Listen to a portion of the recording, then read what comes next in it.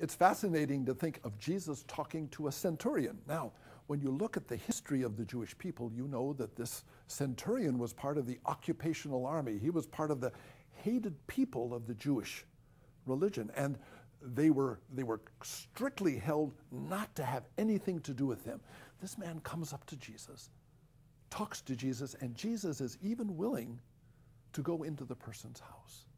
I marvel at the shock, at the desire of Jesus to shake us up with regard to people that are acceptable and people that are not acceptable. As we hear the story of the centurion and Jesus kind of, I'm sure, shocking people as he reached into this person's life and was willing to cure the slave of this person and also even to go into his house.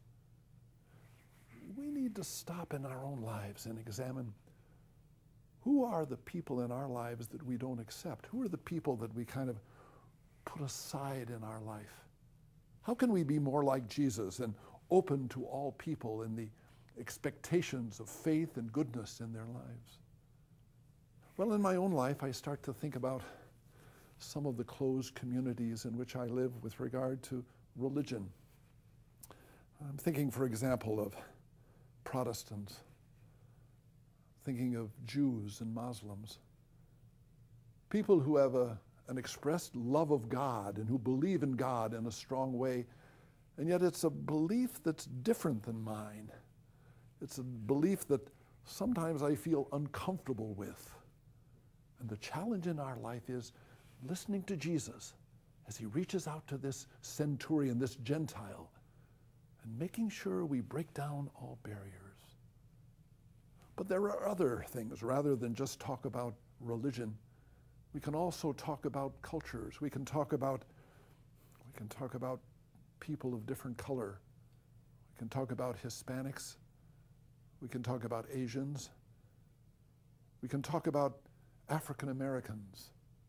No matter what it is, we can always find that there are those people that we are not comfortable with, that we don't want to be around, and we struggle with that.